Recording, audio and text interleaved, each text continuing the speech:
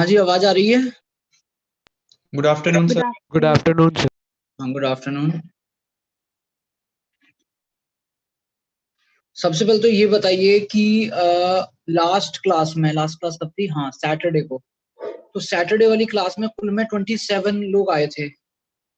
इतने कम क्यों? वो डिस्कशन आप लोगों के लिए ही तो रखा है। अब आप ही लोग नहीं आओगे तो फिर उस डिस्कशन को रखने का मेरा मतलब क्या है? पूरा मैं टाइमिंग भी उसी हिसाब से रखता हूँ कि मतलब तब तक आप जो भी गिवन टास्क है वो कंप्लीट कर सको।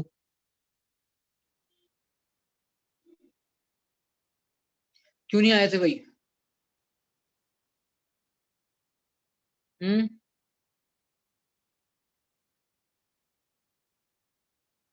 गौरव भारद्वाज क्यों नहीं आए थे लास्ट क्लास में?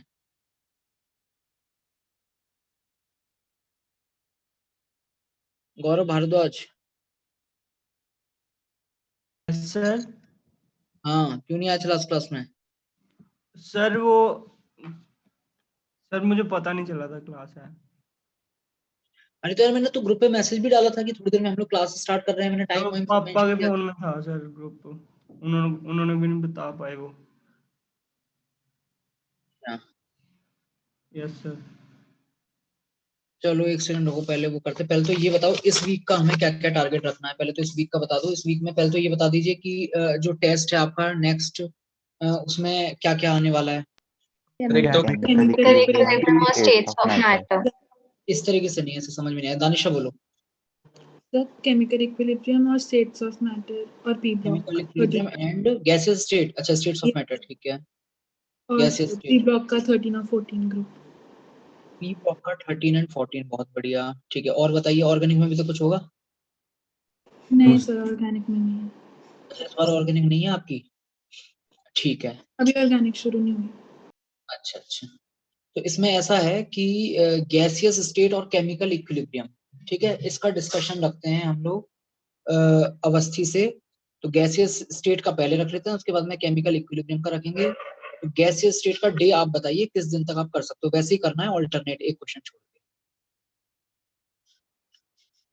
बताइए गैसियस स्टेट का कब रखूं, बोलो।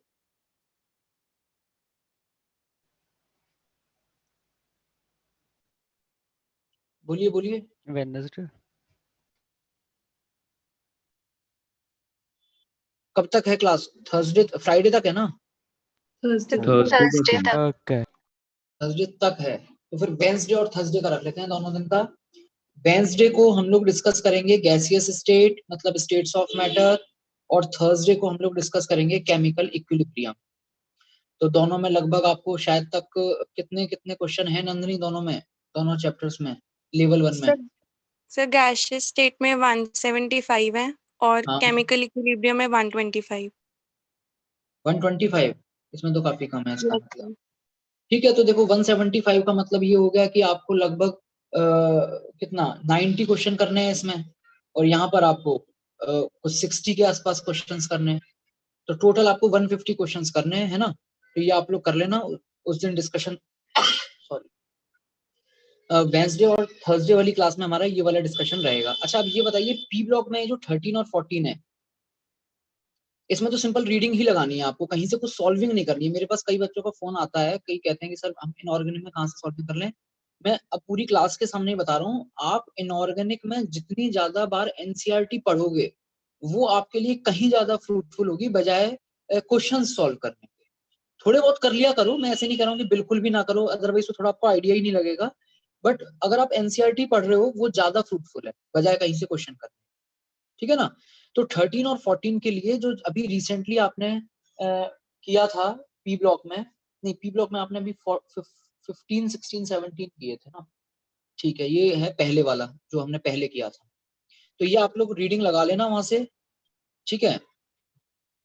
तो इस वीक का ये वाला टास्क तो हो गया कंप्लीट। अब आ जाते हैं हम अपने ऑर्गेनिक में हिमांशु पांडे वाले पे। हिमांशु पांडे में जो चल रहा है, तो हिमांशु पांडे में मैंने आपको एल्काइल हैलाइड और एल्कोहल फिनॉल ईथर ऑलरेडी दिया हुआ है, जो कि मैंने जब सैटरडे को डिस्कशन किया था उसमें पहली बार तो कुल में 27 स्टूडेंट्स आए थे, और 27 में से कुल में 10 बच्चे थे जो एल्काइल हैलाइड करके लाए थे, बस 10।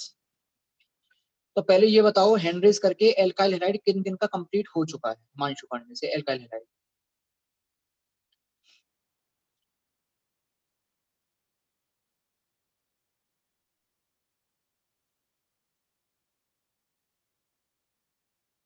ये तो वही 10-12 ही हैं जिन्होंने पिछली बार जिनका किया हुआ था।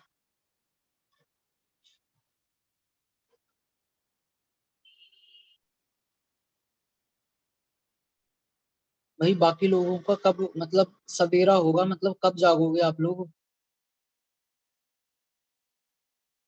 अर्नव क्यों नहीं कर पाए हो अभी तक? अर्नव सिंह थोड़ा सा रहता है सर, थोड़ा सा रह रहा है, जबकि पता है पूरा अब नहीं। तक एल्कोहल वाला भी हो जाना चाहिए था। चलो कोई नहीं, इस तरीके से मैं जबरदस्ती का पुश नहीं करूंगा, क्योंकि आप लोगों को ये वाला भी करना है। ये पूरा वीक दे रहा हूं मैं अब आपको एल्काइल हैलाइड के लिए, पूरा का पूरा वीक।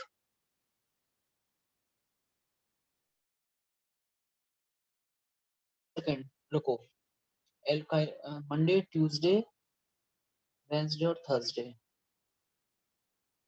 ठीक है। सैटरडे को शाम को एक क्लास रखेंगे, नहीं पर फिर वही उसमें भी दिक्कत है, सैटरडे वाली शाम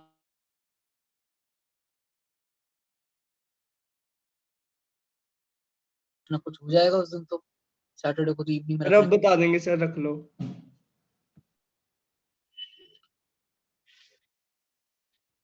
तो मैं ये चाह रहा हूँ कि इसी वीक में हमारा जो एल्काइल हैलाइड वाला है वो भी डिस्कशन कंप्लीट हो जाए, है ना। आज तो जो है, जहां तक मैं काउंट कर पा रहा हूँ, ये 20 बच्चे भी नहीं है, मुश्किल से 15-16 बच्चों ने कंप्लीट किया है आउट ऑफ 72। तो इस सैटरडे को रख लें फिर डिस्कशन एग्जाम के बाद में। Yes sir. 1-2 घंटे पहले आपको बता देंगे, इवन 1-2 घंटे पहले नहीं, मैं पहले से ही टाइम फिक्स कर दूंगा, तो उसमें कम से कम सबको पता रहेगा। आप अपना रिमाइंडर डाल लेना, जो भी है जिस तरीके से करना है, ठीक है। अभी फिर क्या करना है, अभी आज का बताओ। पॉलीमर डिस्कस कर लो सर। पॉलीमर डिस्कस कर लेते हैं, ठीक है। पॉलीमर में एक सेकंड पहले तो ये भी तो पूछ लें। हाँ भाई, पॉलीमर के नोट्स किस किसने कंप्लीट कर लिए हैं? पॉलीमर के नोट्स किस किस के कंप्लीट हो गए हैं?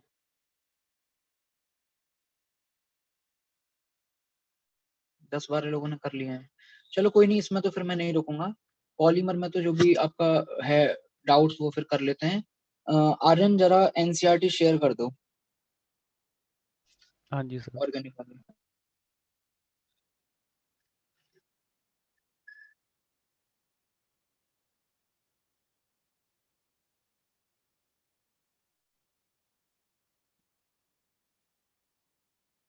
स्क्रीन शेयरिंग का आ रहा है क्या आर्यन ऑप्शन?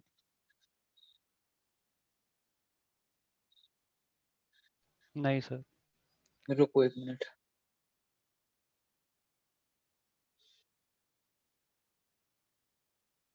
मैंने होस्ट बना दिया तुम्हें, अब करो।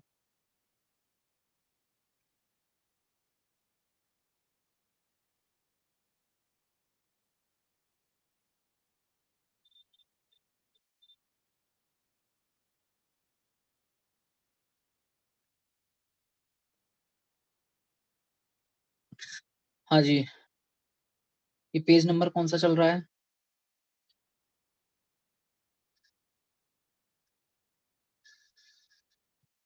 हाँ जी, फर्स्ट पेज पे बताइए, फर्स्ट पेज पे किसी को कोई डाउट हो तो।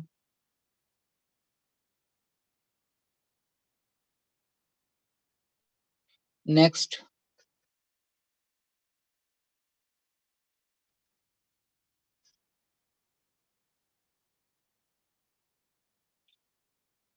हाँ जी, इस पे बताइए कोई डाउट हो तो।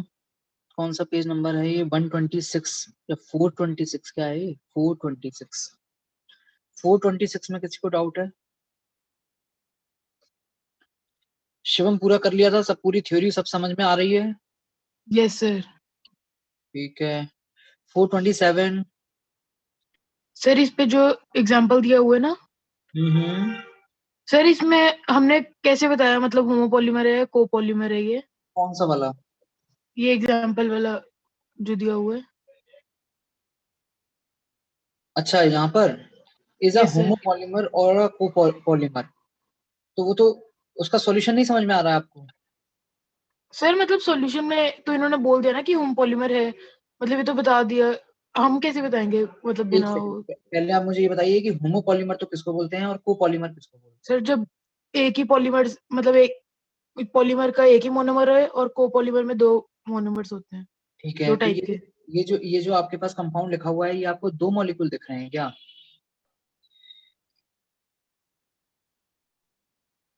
नहीं सर। तो जब एक ही है तो फिर होमो और कोम में क्या दिक्कत है फिर इसमें? स्टायरीन होता है ये कंपाउंड, जानते होगे ना, बेंजीन के साथ जब हम इथीन जोड़ देते हैं ऊपर, ये सर उसके पॉलीमराइजेशन से बन रहा है। मतलब बेसिकली आपका जो पॉलीथीन होता है, उस पॉलीथीन में ऑल्टरनेट कार्बन पे आप बेंजीन रिंग लगाते चलो, तो वो आपके पास ये पॉली स्टायरीन नहीं, क्या बोलते हैं इसको, क्या नाम होता है इसका, हाँ पॉली स्टायरीन बन जाएगा। तो एक ही तो है इसमें, मतलब 2 का तो चक्कर ही नहीं है, फिर आपको कंफ्यूजन क्यों हुआ इसमें? सर वो जब स्टार्ट करी थी तब समझ नहीं आ रहा था, अब समझ आ गया। ठीक है, हाँ जी, इस पेज पे किसी को कोई भी डाउट है तो बताइए।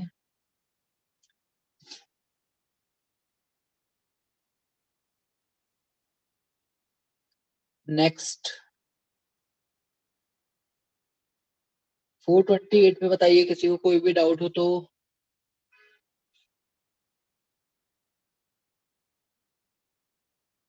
फोर 428 पे किसी को कोई भी डाउट हो तो। शिवम तुम तब तक एक काम कर दो, तुमने जो इसके नोट्स बनाए जरा एक बार मेरे को सेंड करो। सर कौन पूरे क्या पूरी कॉपी? मतलब पॉलीमर वाले चैप्टर के नोट्स बनाया ना तुमने? ये सर भेजता हूँ। हाँ जी, 428 में किसी को कोई भी डाउट है तो बताइए। ये बेकेलाइट पॉलीमर याद आ रहा है क्या आपको? ये हमने कहीं पढ़ा था बेकेलाइट पॉलीमर, कहाँ पढ़ा था कृति? बेकेलाइट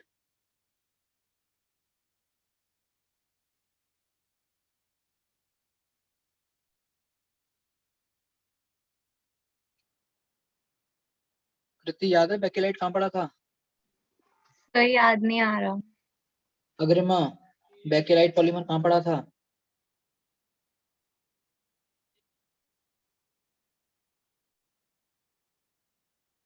अर्षिता याद है?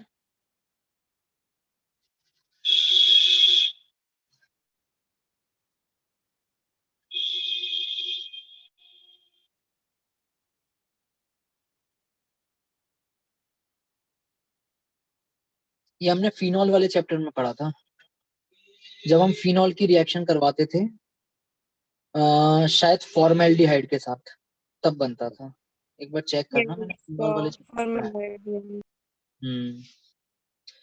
चलिए नेक्स्ट, इसके अलावा एक दो पॉलीमर का और भी जिक्र हम कहीं ना कहीं कर चुके हैं। एक हमने वो पढ़ा था नाइलॉन 6, अगर आपको याद हो तो। Yes sir. नाइलॉन 6 हम लोग ऑलरेडी पढ़ चुके थे। नाइलॉन 6 का मोनोमर क्या होता है, क्या नाम था उसका? कैप्रोलेक्टम। कैप्रोलेक्टम, जो कि क्या है, एक साइक्लिक एमाइड। एमाइड है। और नाइलॉन 6 के 2 होते हैं मोनोमर, कौन कौन से?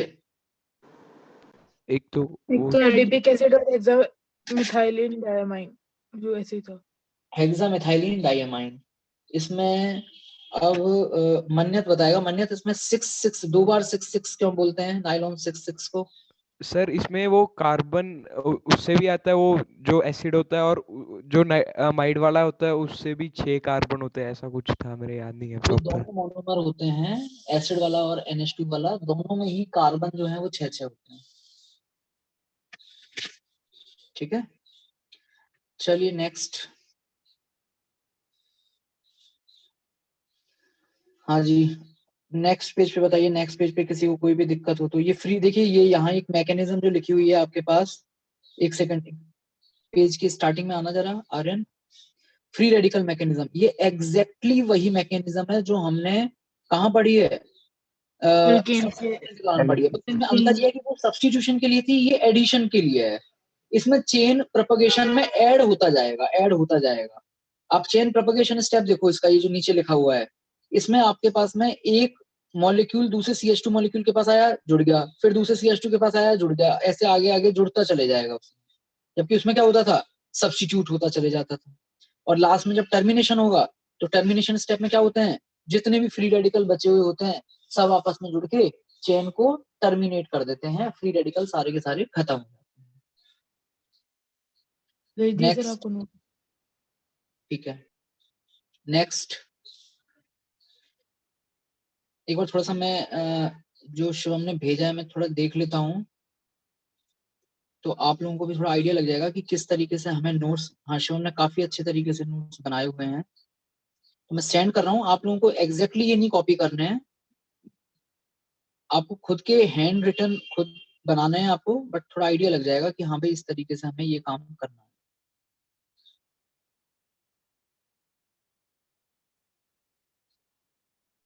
चलिए नेक्स्ट, अभी रहने दो आर्यन, बाद में कर लेना।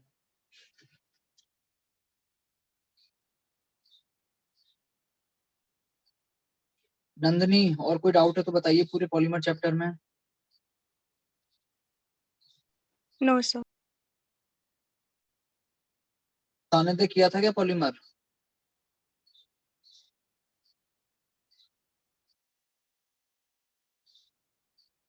सानिध्य सब नहीं पूरा नहीं करा हुआ है, थोड़ा सा सर कह रहा हूँ, थोड़ा सा रहता है ये। ठीक है, जितना किया था वो सब चीजें मतलब समझ में आ रही थी, लग रहा था ना एकदम बिल्कुल मतलब थ्योरेटिकल चीजें हैं, ज्यादा कुछ वैसा नहीं है। Yes sir. हाँ लेकिन उसको एकदम हल्के में नहीं लेना है, क्योंकि क्वेश्चंस आते हैं इससे, मेंस में भी आते हैं, एडवांस में भी आते हैं, और एकदम सिंपल ही आता है। मतलब मैं बता रहा हूँ इसमें कुछ ज्यादा कुछ दिमाग लगाने वाली चीज तो है नहीं इसमें, अगर आपको याद है तो इजीली कर लोगे। तो इसीलिए मैं आपसे कह रहा हूँ कि आप एनसीईआरटी पढ़ के और प्रॉपर नोट्स बना लीजिए, आपका बोर्ड का भी काम होगा, आपका मेंस का भी काम होगा, आपका एडवांस का भी काम होगा, मतलब वो एक सिंगल नोट्स आपका सारा काम कर जाएंगे। हाँ जी, इस वाले पेज पे बताइए किसी को कोई भी दिक्कत हो तो। एक सेकंड, इसमें एक चीज बता देता हूँ, ये जो आइसोमर है ना, ये यहाँ पे सी करके लिखा हुआ है, पॉली एक्राइलोनाइट्राइल। हाँ ये वाला, इसको इसको पैन बोलते हैं शॉर्ट में, पैन, PAN। एक चीज और याद करना आप लोग, इसमें जब यूजेस आप देखो ना कि भाई इसका इस जगह यूज कर रहा है, किया जा रहा है, तो कुछ यूजेस आपको काफी मतलब इंपॉर्टेंट लगेंगे कि हाँ भाई ये तो हमें पता होना चाहिए, ये हमें पता होना चाहिए, तो वो सब चीजें पता होनी चाहिए। अच्छा एक चीज इसमें सबसे इंपॉर्टेंट चीज, सारे पॉलीमर्स पढ़ने के बाद में ये देख लेना कि फाइबर वाले कौन से हैं, मतलब किससे कपड़े बनाए जाते हैं। फाइबर का मतलब क्या है, थ्रेड के फॉर्म में जो होंगे। तो ये जो पॉलीएक्राइलोनाइट्राइल है, ये देखिए क्या है, कमर्शियल फाइबर, कपड़े बनाए जाते हैं इससे, और ऐसे कई हैं आपके पास में जिनसे कपड़े बनाए जाते हैं। तो ये फाइबर वाले सारे एक साथ लिख लेना आप कि भाई इनके यूज जो है, तो आपको इजी पता, इजी रहेगा। जैसे टेफ्लॉन है, टेफ्लॉन बहुत इंपॉर्टेंट है। ये जितने भी नॉन स्टिक पेन होते हैं सब उसी से बने होते हैं, वो जो ब्लैक सब्सटेंस होता है वो टेफ्लॉन होता है। तो ये कुछ यूजेस हैं, आप थोड़ा ध्यान से देखोगे पढ़ोगे तो चीजें याद हो जाएंगी। नेक्स्ट 431, ये देखिए वही आ गया आपके नायलॉन 66 और नायलॉन 6 जो हम पहले ही पढ़ चुके हैं। इसको किस कैटेगरी में रखा गया है, पॉलीएमाइड्स, क्योंकि इसमें आफ्टर पॉलीमराइजेशन जो बॉन्ड बन रहा है वो एमाइड वाला बन रहा है, CONH चल रहा है। तो ऐसे ही इस कैटेगरी में आगे पॉलीएस्टर्स है।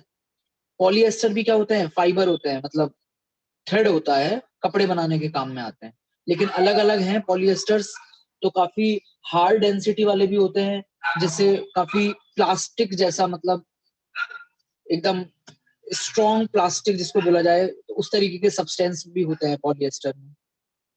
इसमें देखो यहाँ लिखा हुआ है, is use in blending with cotton and wool fibre.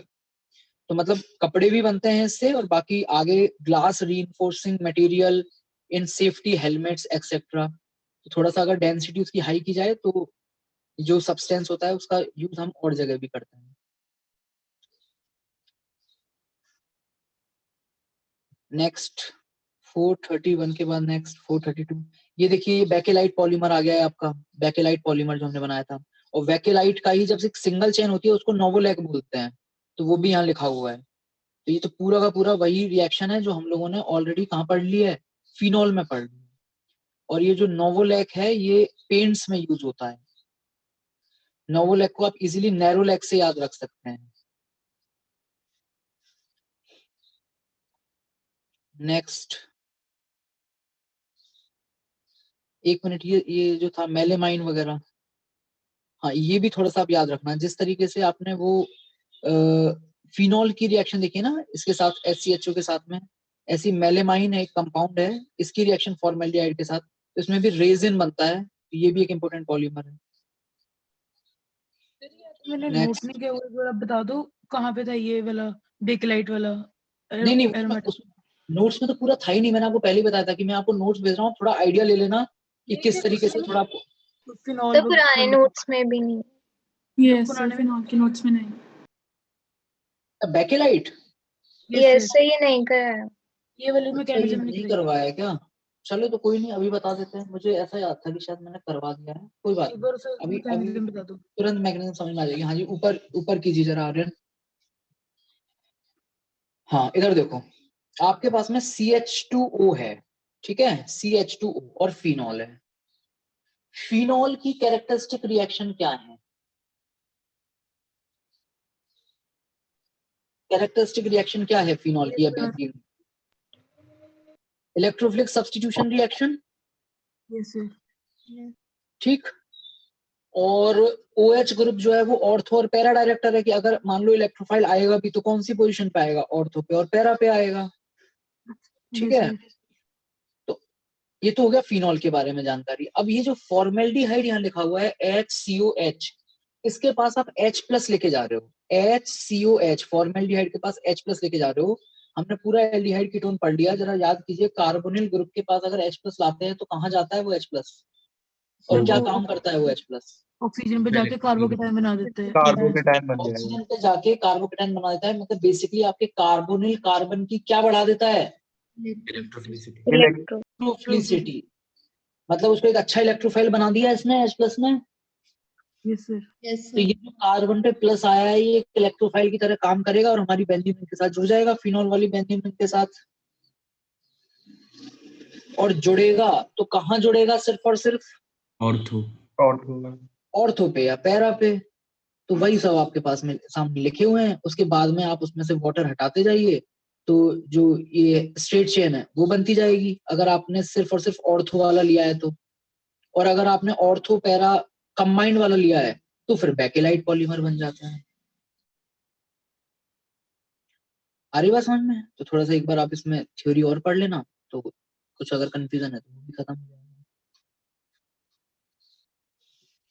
Simple आपके पास में इलेक्ट्रोफिलिक सब्स्टिट्यूशन रिएक्शन है जो बेंजीन रिंग की कैरेक्टरिस्टिक रिएक्शन होती थी। सर बेसिक मीडियम में कैनिजारो के थ्रू होएगी? नहीं, कैनिज़ेरो के थ्रू कैसे हो जाएगी? कैनिज़ेरो के लिए तो आपके पास में दोनों मॉलिक्यूल उसके होने चाहिए थे ना, इसमें एसिड कहाँ है? बेसिक मीडियम में कैसे होएगी फिर? बेसिक मीडियम में आपके पास में जो OH- है वो OH का, फिनॉल के OH का H हटा ले जाएगा, यस सर। जिससे क्या होगा, आपकी बेंजीनिंग और भी ज्यादा रिएक्टिव हो जाएगी। Yes sir. और और अगर बेंजीनिंग और भी ज्यादा रिएक्टिव हो गई तो जो आपका फॉर्मेल्डिहाइड वाला कार्बन अगर वीक इलेक्ट्रोफाइल भी है तो भी उसके साथ रिएक्शन हो जाए। समझ रहे हो? Yes sir. मतलब वो एक अच्छा इलेक्ट्रोफाइल नहीं है, उसको अच्छा इलेक्ट्रोफाइल बनाने के लिए हम H+ डालते थे, लेकिन आप दूसरे तरीके से भी करवा सकते हो कि आप बेंजीन रिंग की रिएक्टिविटी बढ़ा दो, वो तो ठीक है जैसा है वैसा रहने दो, पर दूसरी चीज को ज्यादा रिएक्टिव कर दो। तो H+ तो किसको ज्यादा रिएक्टिव कर रहा है रिएक्शन में? फॉर्मेल्डिहाइड को। और OH- किसको ज्यादा रिएक्टिव कर रहा है रिएक्शन में? फिनॉल को। बेंजीन को, फिनॉल को। तो अगर आपने वहां नहीं भी लिखा हुआ है फिनॉल वाले चैप्टर में तो अब आपको क्लियर हो गया है ये इस तरीके से जो पॉलीमर आपका बनता है पूरा। बेंजीन रिंग आपस में कौन, अच्छा बेंजीन रिंग आपस में किस बॉन्ड के थ्रू जुड़ी हुई है? एक कार्बन के थ्रू जुड़ी हुई है, CH2 CH2 CH2, है ना। चाहे वो नोवोलैक हो चाहे बेकेलाइट हो। बेकेलाइट की यूजेस आपको पता होनी चाहिए, बहुत इंपॉर्टेंट पॉलीमर है। और मैं थोड़ा सा आपसे ये कहूंगा कि अगर हो सके तो कुछ पॉलीमर्स को आप गूगल सर्च करो, तो उसमें क्या होगा ना, उसका अपीयरेंस आपको समझ में आएगा, तो आपको दिमाग में ज्यादा अच्छे तरीके से याद रख पाओगे आप उन चीजों को। जैसे आप कुछ जब पॉलिएस्टर वगैरह डालोगे तो उसमें थ्रेड्स आ जाएंगे, तो आपके दिमाग में रहेगा वो चीजें, जब पिक्चर्स रहेंगी सामने। अब जैसे इसमें आप डायरेक्टली अगर याद करने की कोशिश करोगे तो आपको समझ में ही नहीं आएगा, लेकिन अगर आप उसकी पिक्चर देख लोगे फिर उसकी यूज देखोगे तो आपको समझ में आएगा, अच्छा ये मटेरियल अगर ऐसा दिखता है तो फिर ऑब्वियसली इस चीज का यूज उसी जगह किया जाएगा, तो वो चीज थोड़ी क्लियर हो जाएगी आपको। हर एक पॉलीमर को एक बार गूगल सर्च कर लेना इमेज में जाके, तो अपीयरेंस उसका समझ में आ जाएगा, तो यूजेस याद करना आपके लिए इजी हो जाएगा। नेक्स्ट, हाँ जी, इसमें ये रबर जो आ रहा है ये काफी इंपॉर्टेंट है। रबर में आपके पास में नेचुरल रबर भी और उसके साथ साथ सिंथेसाइज रबर भी। उसमें ब्यूना एस ब्यूना एन क्या होता है वो हमें पता होना चाहिए। इसके अलावा एक कैटलिस्ट इसमें यूज करते हैं कौन सा शिवम? सर जिगलर नाटा आया था कहीं? जिगलर नाटा कैटलिस्ट ये सर ये पहले था ना, पहले मैसी में आया होगा शायद। पॉलिथीन में था सर। अच्छा अच्छा, सॉरी, वो तो पॉलीथीन में आएगा जिगलर नाटा कैटलिस्ट। ठीक है, ठीक। तो जिगलर नाटा कैटलिस्ट क्या होता है ये हमें पता होना चाहिए। तो रबर में, नेचुरल रबर में क्या होता है, नेचुरल रबर में क्या कमियां होती हैं, उन कमियों को कैसे ओवरकम किया जाता है। तो नेचुरल रबर के बाद में आपके पास में ये जो वल्कनाइजेशन ऑफ रबर है, इसकी जरूरत क्या होती है, क्यों हमें वल्कनाइजेशन करना होता है, या फिर अगर हम सिंथेसाइज कर रहे हैं तो किस किस तरीके से सिंथेसाइज कर सकते हैं। उसमें सिंथेसाइज वाले में दो तरीके के आएंगे, ब्यूना एस और ब्यूना एन। सब है इसमें, देखना।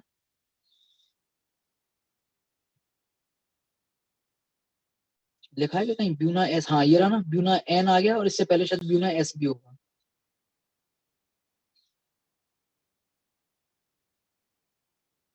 ये ऊपर वाले को ही शायद ब्यूना एस बोलते हैं। ये जो ऊपर वाला है इसको ब्यूना एस बोलते हैं, जिसको नियोप्रीन बोला जा रहा है, और इसके नीचे वाले फिर ब्यूना एन है।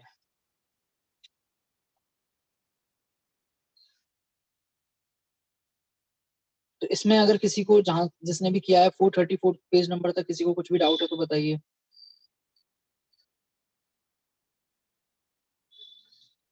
हाँ जी, नेक्स्ट।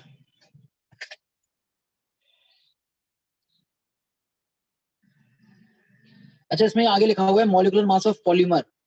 आप याद कीजिए, हमने एक चैप्टर पढ़ा था सॉल्यूशन वाला, उसमें पॉलीगेटिव प्रॉपर्टीज पढ़ी थी। तो वहां हमने बताया था आपको कि पॉलीमर्स का मोलर मास निकालने के लिए कौन सी पॉलीगेटिव प्रॉपर्टी सबसे बढ़िया होती है। Osmotic pressure. Osmotic pressure. Osmotic pressure वाली प्रॉपर्टी सबसे बढ़िया होती है। कोई रीजन बता पाएगा कि क्यों होती है?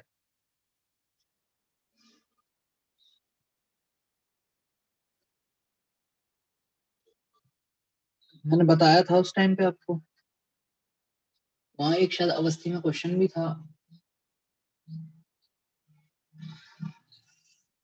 नहीं है किसी को भी याद?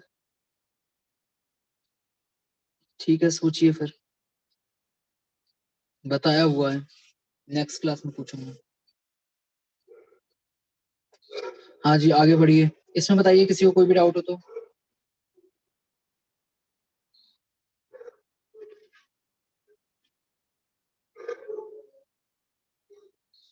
नहीं है? नेक्स्ट, अगले पेज पे आ जाइए यार।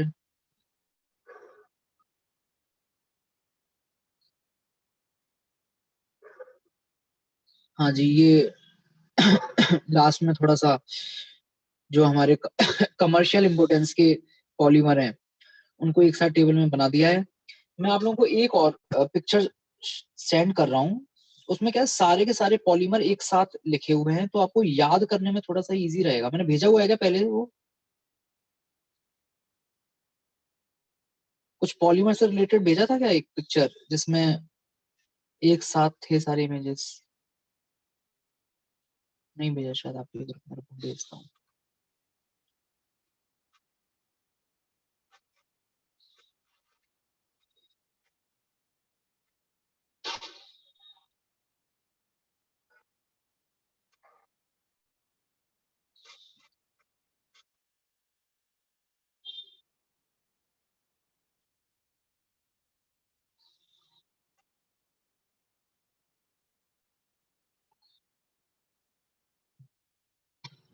हाँ जी, भेज दिए हैं।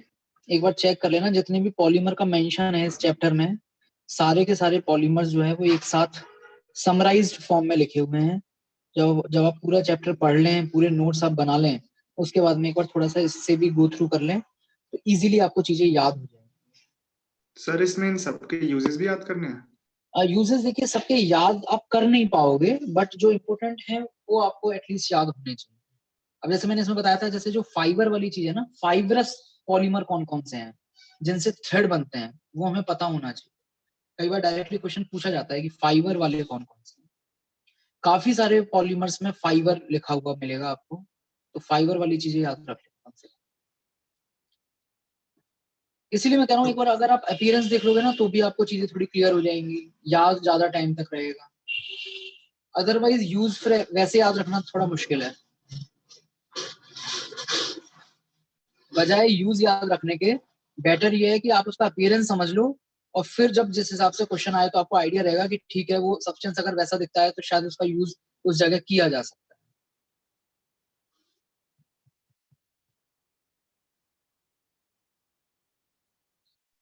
इसकी प्रैक्टिस एमएस चौहान से करनी है।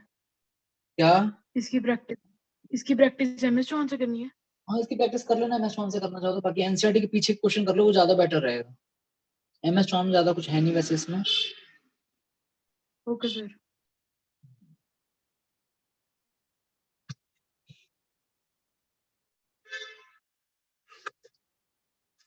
ठीक है, इसको यहीं तक रखते हैं।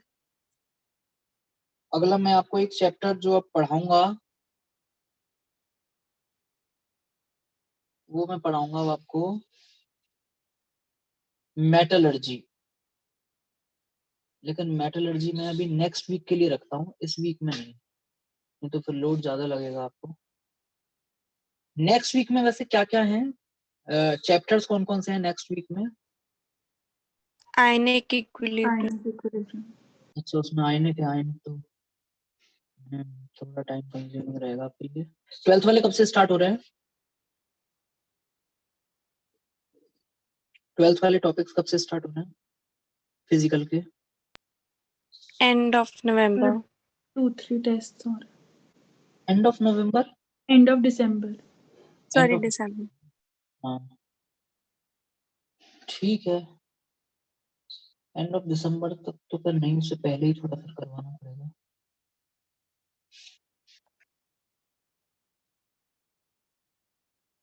सर एक थर्मोडायनेमिक्स भी है, एक आयनिक के बाद।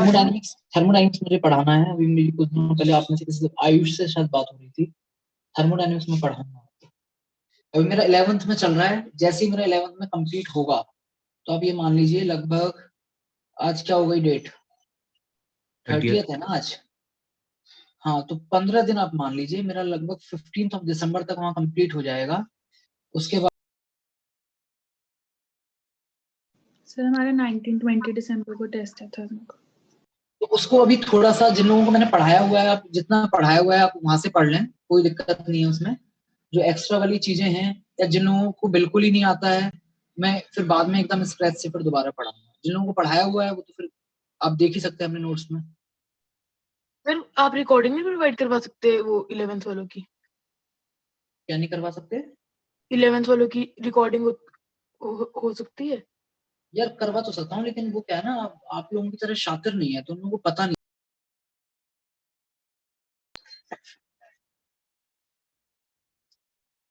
उन लोगों को पता नहीं है, या तो फिर आप में से कोई मुझे बता देना, मैं उनको उस हिसाब से बता दूंगा तो पूरी वो रिकॉर्डिंग हो जाएगी, सही रहेगा। मेरे अभी 3-4 लेक्चर ही हुए हैं तो मुझे पूरा रिपीट नहीं करना पड़ेगा। ये भी ऑप्शन सही है वैसे। शिवम तुम मुझे समझा दोगे आज?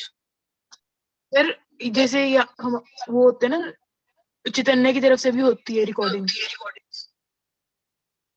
चैतन्य की तरफ से तो होती है, बट मुझे तुम लोगों वाला काम बढ़िया लगा था जो तुमने उसमें कोऑर्डिनेशन कंपाउंड में जो रिकॉर्डिंग की थी ना सारे लेक्चर्स की, वो मेरे को काम बढ़िया लगा था। उस तरीके से कुछ कर लो। तो वो किस तरीके से की गई थी, कौन सा ऐप था, क्या था वो?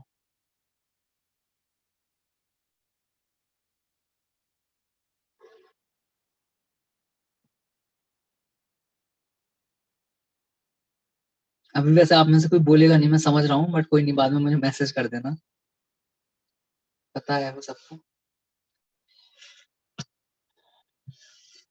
ठीक है, हाँ भाई, और किसी को कुछ पूछना है रिवीजन से रिगार्डिंग?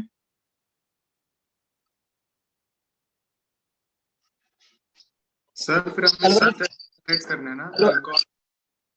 हाँ, एल्कोहल नेक्स्ट वीक में रखेंगे, इस वाले वीक में केवल एल्काइल हैलाइड वाला ही रखेंगे।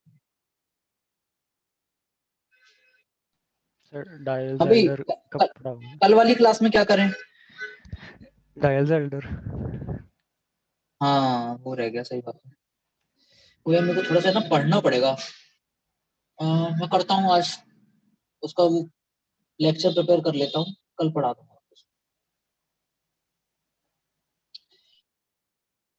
वो ऐसे करो, तुम्हें ना अपने यहाँ पे एक वो बना लो, एक बॉक्स, नोट पैड कुछ बना लो, तो पता रहेगा कि भाई डेल सेल्डर पढ़ना है अभी हमें, याद रहेगा मुझे। फिर वो बाकी भी थोड़ी सी रिएक्शन बची हुई ना, स्टोर किनेमाइन वगैरह जो आपने बोला था, लिखते चलो जो जरा ये बोल रहा है। तो मेरे को भी ऐसे याद नहीं, मेरे को तो एक का ही नाम याद है। कोई नहीं, जैसे जैसे याद आता जाए बताते जाना। टू डू लिस्ट, इसमें एक तो लिख दीजिए डेल सेल्डर।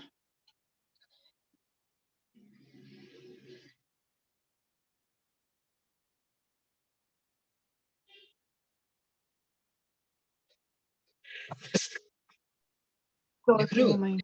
हाँ, एक लिख लीजिए स्टॉर्क इनामाइन रिएक्शन, STORK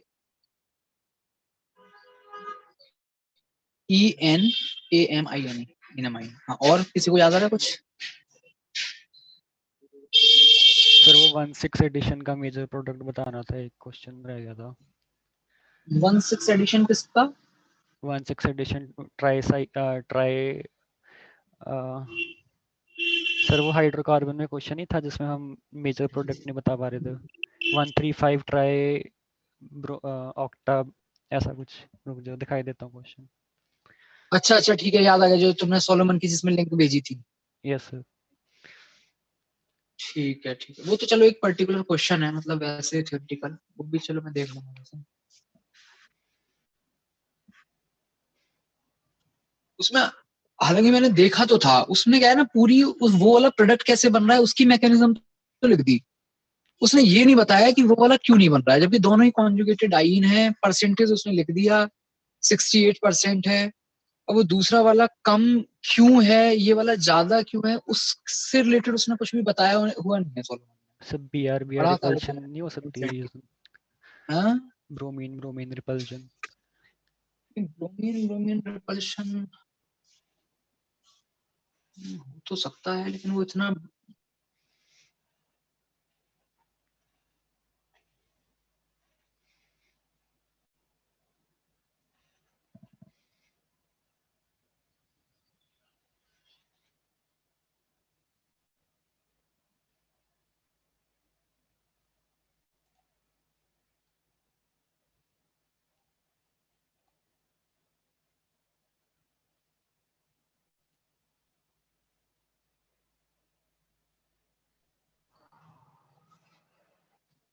हाँ जी, आवाज आ रही है? Yes sir. हाँ, तो उसमें वो जो आप कह रहे थे ब्रोमीन रिपल्शन, हाँ वो एक फैक्टर हो सकता है, लेकिन यार वो फैक्टर अगर इतना ज्यादा डोमिनेटिंग होता, अच्छा, लेकिन हाँ सही बात है, ऐसा भी नहीं है कि वो बिल्कुल भी बना रहा हूँ, थोड़ा बहुत तो बन ही रहा है, 30-40% शायद तक ये हो सकता है इसमें। चलो, और अगर इसमें याद आ जाएंगे ना तो और फिर ऐड कर लेंगे, बाकी अभी तो ठीक है, ये 2 रिएक्शन आपको करवानी है। ठीक है, फिर आप लोग सेल्फ स्टडी कीजिए, है ना? कोऑर्डिनेशन कंपाउंड्स की डिस्कशन कब रखेंगे? अच्छा ठीक है, कल रख लें, कल वाला दिन अपना फ्री भी जा रहा है। Yes sir. ठीक है, कल हम कोऑर्डिनेशन कंपाउंड का डिस्कशन करेंगे। कहाँ से? वही जो मैंने भेजे हुए थे नोट्स ना, PDF जो सेंड की थी। यस यस ठीक है, ठीक, कल रखेंगे। सर एक डाउट था। मेंस का पेपर कब डिस्कस करेंगे हम? मेंस का पेपर कब हुआ? सर अभी हुआ था, तो उसमें 2-3 करेक्शंस हैं, तो आप एक बार वो देख लो। फिर एक काम करना था निशा, मेरे को आप पेपर सेंड कर दो, और जो जो आपको लग रहा है क्वेश्चंस में करेक्शन, वो आप मुझे भेज दो। तो Okay, अगर मान लो सब लोगों का वही कॉमन है तो वो मैं देख लूंगा, अगर कुछ बोनस जिसमें आपको लग रहा है कि सर इसमें थोड़ी सी गड़बड़ी है, तो वो मैं एक साथ ही ग्रुप पे डाल दूंगा कि भाई ये इसमें ऐसा ऐसा है, और अगर डिस्कशन की जरूरत हुई तो फिर डिस्कशन कर लेंगे, वो अभी भेज देना मेरे को Nisha. Okay. Okay sir. Sir Q की स्टेबिलिटी ज्यादा क्यों है? क्या कह रहे हो? इसमें Q की स्टेबिलिटी ज्यादा क्यों है? क्योंकि स्टेबिलिटी ज्यादा क्यों है? क्योंकि एंगल स्ट्रेंथ रिलेटिवली कम है, रिलेटिवली। अच्छा सर, वो फ्लेक्सिबल है इसलिए। हाँ, मतलब एक कार्बन ज्यादा है जिसकी वजह से चेन थोड़ी ज्यादा ओपन हो सकती है, मतलब वैसा है। Okay sir.